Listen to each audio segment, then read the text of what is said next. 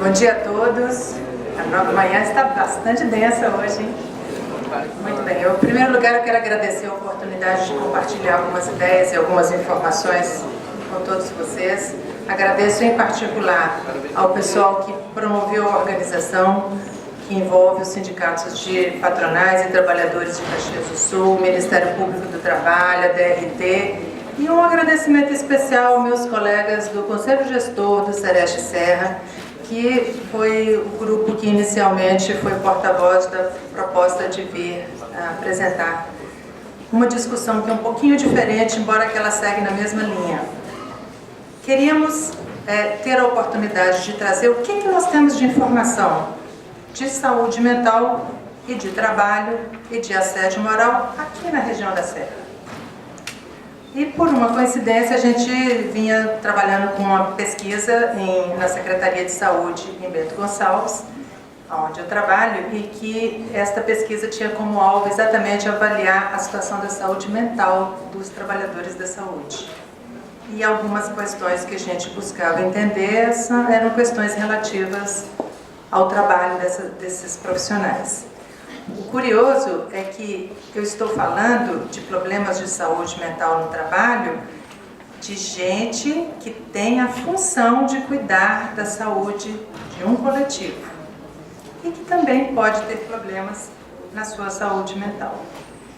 Essa pesquisa que eu vou apresentar aqui hoje, ela foi constituída por um grupo de pessoas, inclui nesse grupo a médica do SESMIT da Prefeitura de Bento, a Luciana Demarco, a Raquel Bluzinski, que está aqui na plateia, que é enfermeira da Vigilância de Saúde do Trabalhador, trabalha comigo, e uma outra parceira que está lá segurando o pincel enquanto a gente está aqui, que é a Graciana. Muito bem, só para retomar rapidinho algumas coisas que já foram muito bem aprofundadas pela professora Margarida, que é bom que ela já me pavimentou alguns elementos aqui. O que nós vamos chamar de assédio moral?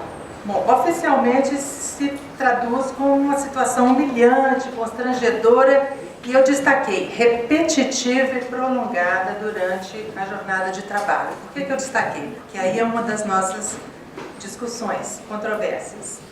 Normalmente isso existe, as pessoas convivem com isso, há uma espécie de pacto de silêncio e de convivência, e inicialmente o assunto é apontado em ambientes empresariais, e aí o professor Álvaro, que me antecedeu brilhantemente, botou o dedo na ferida da selvageria do capitalismo financeiro que hoje está se entranhando para dentro dos ambientes das empresas e dos diversos locais de trabalho.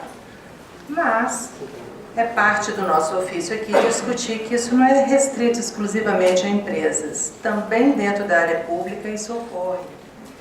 E aí nós vamos discutir de outra maneira. Para falar de assédio moral, nós temos que pensar qual é a direção entre o assediador e o assediado. Ela pode ser vertical descendente, que é a chefia assediando ao subordinado, que é um clássico, é um número maior, é o assunto que chama atenção e que realmente tem que ser enfrentado com muito vigor. Mas pode acontecer também de colega para colega de várias maneiras, um colega sobre o outro e um contra o outro, e num ambiente de setor público, ambientes acadêmicos, isso é extremamente frequente. Também pode ser o que a gente chama de vertical ascendente. Ocasionalmente, algum subordinado detém instrumentos que lhe permitem fazer uma pressão sobre o seu chefe, e esse chefe, eu já atendi alguns deles, me justamente verbalizando o mal-estar que eles estavam por ter que conviver. Já teve chefe que foi demitido pelo subordinado. Porque na área pública, alguns desses subordinados têm outros elementos para pressionar.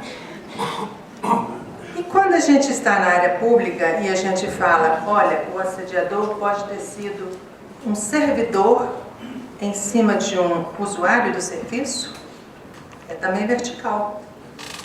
Isso tem algumas empresas e alguns lugares que há uma preocupação específica para isso, para a proteção do usuário. Os conselhos de saúde têm essa discussão. E quando é os usuários em relação aos servidores? Aqui nós temos na mesa alguns, eu sou, o Álvaro, a Margarida, servidores, tem vários na plateia que são. Isso existe, e não é pouco não. Como é que nós vamos chamar? Qual é o nome que nós vamos dar? Então, o assédio moral no setor público, ele pode ser praticado pela chefia. Qual chefia? Desde a chefia local, o supervisor imediato, até o representante geral daquela instituição. Pode ser uma política velada ou pode ser ostensiva. Pode ser um colega. Qual colega? Um colega hierarquicamente mais poderoso? Pode ser, mas pode ser que não. Às vezes não é exatamente assim. Então, eu vim aqui no papel de chacrinha, eu não vim para explicar, eu vim para confundir e trazer a complexidade desse fenômeno, que ele se expressa de outras maneiras. Usuários agressivos é um problema, sim. Foi mencionada aqui a Previdência classicamente lida com problemas desse tipo, que já chegou, inclusive, a levar a extremos de morte, né, por usuários interessados em alguma coisa que não obtiveram e agrediu o trabalhador que estava na linha de frente. Mas ocorre na área da saúde, ocorre na área da educação, é um problema para as professoras, muitas vezes é uma dificuldade, ocorre na área da segurança, na área da vigilância, na área de vários tipos de trabalhos que a gente pode ter situações que o usuário reaja de uma maneira muito agressiva. E essas situações humilhantes e degradantes, às vezes, elas são oriundas de usuários diferentes. Eu já vi exatamente isso acontecendo, uma funcionária de uma vigilância atendendo o telefone, ela acabava o telefone, ela quase caía da cadeira, porque estava todo mundo xingando ela de todos os nomes, porque não tinha conseguido o retorno de um exame para gripe A, que nem era responsabilidade dela, era uma estrutura atrás dela que estava deixando furo. Mas quem tinha que ficar no telefone, o 0800 é um clássico disso aí também, né?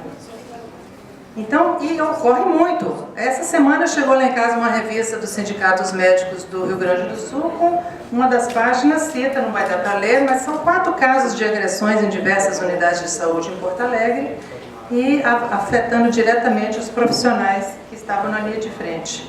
E aí o foco da nossa pesquisa. Qual é a relação entre assédio moral e problemas de saúde mental na área da saúde? Então, a gente levou essa pesquisa adiante com vários objetivos. Identificar a prevalência de transtornos mentais comuns nos funcionários públicos da Secretaria Municipal de Bento Gonçalves. Medir a prevalência de assédio moral no trabalho num serviço de saúde pública.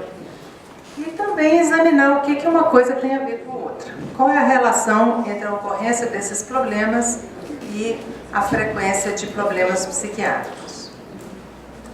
Como é que foi feito isso? Isso é uma pesquisa, tecnicamente uma pesquisa epidemiológica, um estudo transversal.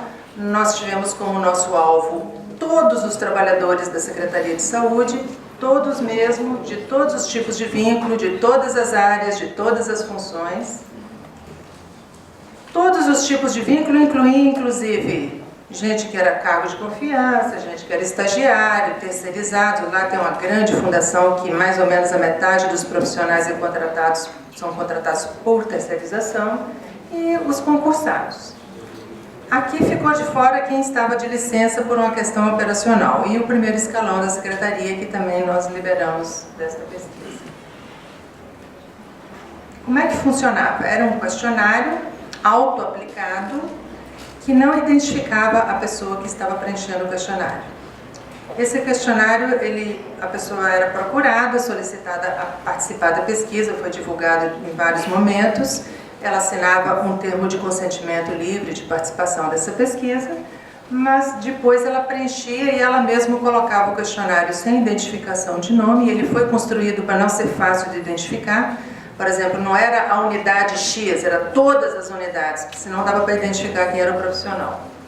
E ele depositava naquelas caixinhas lindas ali, parte da equipe, falta só a Luciana ali, que era uma urna lacrada, fechada, para ele se sentir um pouco mais seguro.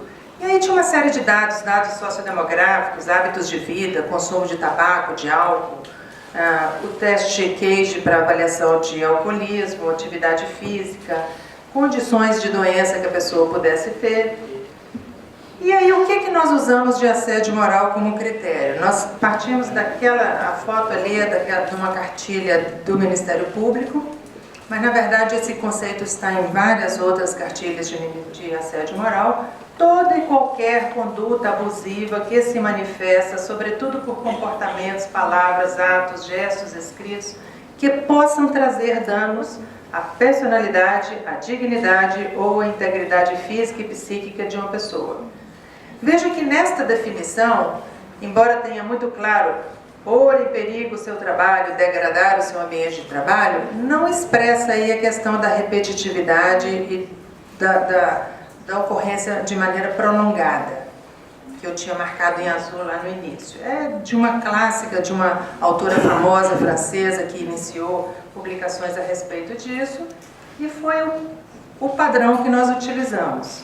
Então, nem sempre o assédio é intencional, é possível que os atos causem efeitos no assediado, independente do desejo do assediador, e existem outras definições, como eu disse antes, que destacam a necessidade de ser também uma coisa repetitiva e prolongada durante a jornada. Não foi o conceito que nós utilizamos. A pergunta que nós usamos era bem simples, porque tinha que ser um questionário simples, rápido, frente e verso, capaz de ser preenchido em 5 minutos, porque senão a gente não ia conseguir a adesão do pessoal do pronto-socorro. Então a pergunta era bem direta. Você já teve atrito ou problema sério no trabalho que lhe trouxe efeitos psicológicos com algum desses tipos de pessoa? E podia marcar mais de uma resposta. Colega do trabalho desta secretaria, colega de trabalho de outros serviços, chefia dessa secretaria, chefia de outros serviços, paciente dessa secretaria, pacientes, usuários, familiares ou usuários de outros serviços de saúde. E a gente mediu a parte de alcoolismo utilizando um teste muito conhecido, o teste Cage, de 4 questões. E para medir transtornos mentais comuns, nós utilizamos o SRQ, que é um questionário de 20 questões, e utilizamos o corte diferente para homens e mulheres, né? 6 ou mais questões para homens é teste positivo, 8 ou mais questões para mulheres seria teste positivo. Perguntamos também se essa pessoa teve em tratamento psicológico ou psiquiátrico nos últimos 12 meses e se nos últimos 30 dias ela percebia sintomas de problemas psicológicos relacionados ao trabalho, estresse excessivo, depressão ou ansiedade. E estes eram os nossos indicadores de problema de saúde mental.